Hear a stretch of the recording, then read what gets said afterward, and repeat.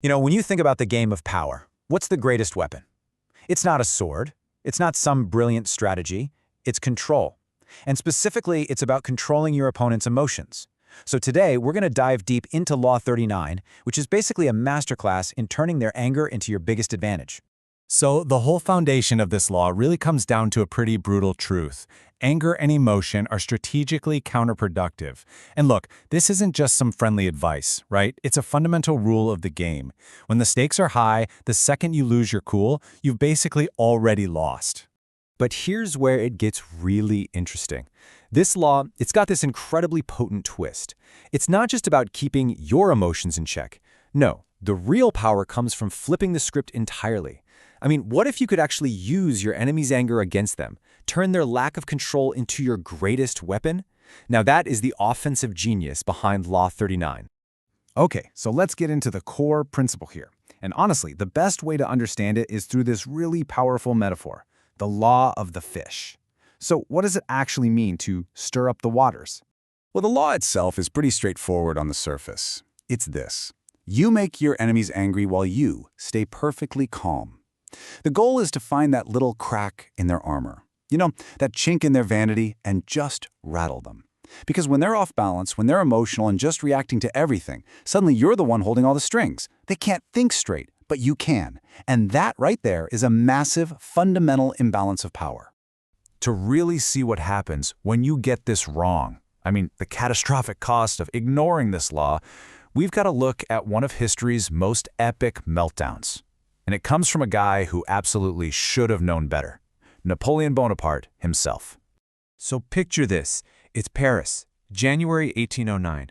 Napoleon, the emperor, the conqueror of Europe, is rushing back from the war in Spain. Why? Because he's heard whispers, rumors that his own foreign minister, the incredibly brilliant and cunning Talleyrand, is plotting against him. You can just feel it, right? The stage is set for a huge confrontation. And what happens next is just a masterclass in psychological warfare. Napoleon gets all his ministers together and he starts pacing back and forth, just raging. His anger is building with every single word. And Talleyrand? He just casually leans against the mantelpiece. He looks totally calm, maybe even a little bored. This wasn't an accident. That calculated indifference, it was the perfect weapon. Napoleon is just completely unhinged by this. Talleyrand's composure just pushes him over the edge, and he finally explodes. He's screaming insults, his face is probably beet red, and it all leads up to that infamous line, "You are nothing but shit in a silk stocking." Can you imagine? This was a total, complete loss of control from the guy who was supposed to be the master of Europe. And how does Talleyrand respond to this? It's just devastatingly cool. As he's leaving the room, he slowly turns to the other ministers and says, "What a pity, gentlemen, that so great a man should have such bad manners." Boom. In that one single moment, he absolutely humiliated the emperor. By staying calm, he completely won the battle without ever even raising his voice. And the fallout from this was, it was profound. That public meltdown in 1809, a lot of people look back on that as the real beginning of the end for him. It showed everyone this huge crack in Napoleon's armor. It was a signal that the great general was losing that legendary composure he was famous for. And that perceived weakness really did set the stage for his downfall, leading to the disaster in Russia and eventually his final defeat at Waterloo. So what we see here are two completely different paths, right? You've got Napoleon's approach, reacting with raw, unchecked emotion. All that did was reveal his weakness and lose him respect.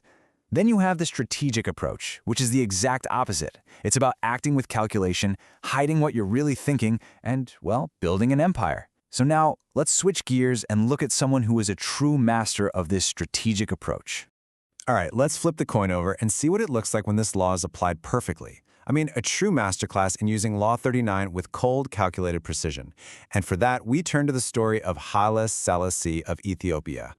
So back in the late 1920s, Haile Selassie is working on consolidating his power. But there's this one huge obstacle still in his way, a very powerful man named Ras Gugsa, who also happened to be the husband of the empress. Now Selassie could have waited around for Gugsa to make a move, but he didn't. Instead, he decided to be proactive. He decided to stir the waters himself and force his opponent's hand. And the trap he laid was just brilliant. It was a multi-step plan.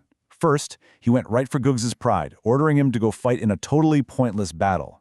Next, he got the powerful Ethiopian church on his side, a huge move. Then, behind the scenes, he was secretly bribing Gugs's key allies so they wouldn't show up. And the final touch?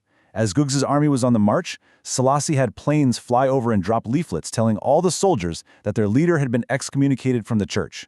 Think about that. He completely dismantled his enemy's will to fight before a single sword was ever drawn. The result was, as you can imagine, decisive. Goaded into action by his own pride, stripped of his allies, completely demoralized, Ras Gugs's army just fell apart. Gugsa himself was killed, the empress died not long after, and Haile Selassie was crowned emperor. He didn't just win a battle here, he engineered the entire situation to perfectly eliminate his final rivals. Okay, so we've seen someone break this law and we've seen someone master it. But the real question is, how do you apply this? What are the actual mental keys you need to develop that kind of unshakable composure? There's this quote from the philosopher Arthur Schopenhauer that I think just nails it perfectly. He said, "It is only the cold-blooded animals whose bite is poisonous." And that really gets to the heart of it, doesn't it? Real power, real effectiveness, when you're in a conflict, it doesn't come from hot-headed anger. It comes from cold, detached, precise action. To get to that point, though, it takes a pretty fundamental shift in how you think. First off, you have to truly internalize that in the game of power, nothing is personal. An insult isn't a personal attack, it's a tactical move. Second, you have to reframe how you see your opponent's outbursts. Their anger isn't a sign of strength, it's a clumsy, desperate power move that usually comes from a place of helplessness. And finally, number 3, while they are losing their head, you have to keep yours. Their chaos is your opportunity. It becomes your moment of total clarity and control. You have to understand this core difference. Anger makes you rigid. It gives you tunnel vision and just cuts off your options. But emotional control, that does the opposite. It keeps all of your options on the table. It puts you in a position of incredible power, where you can play on the emotions of others without being affected yourself. Now, like any powerful weapon, this law comes with a huge critical warning. You can't just go around stirring up any old waters you find. You've got to have some idea of what's lurking beneath the surface first. Which brings up a pretty important question, right? What happens when the fish you're trying to bait turns out to be a shark? Well, the ancient city of Tyre learned this lesson the hard way. They made this exact fatal mistake. See, they felt totally safe on their island fortress, and they decided to provoke Alexander the Great. They baited him, they resisted his siege, and then, when he was actually ready to negotiate, they went way too far. They killed his messengers. They completely and totally misjudged just how furious their opponent could get.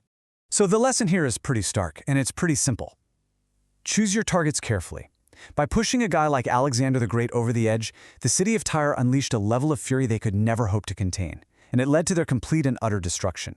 The warning here is crystal clear. Never, ever stir up waters that have a predator in them that you know you can't defeat. And that leaves us with the big, fundamental question that this law really forces us to think about.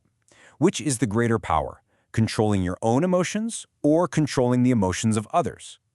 The real answer, as this law suggests, is that they are two sides of the very same, very powerful coin.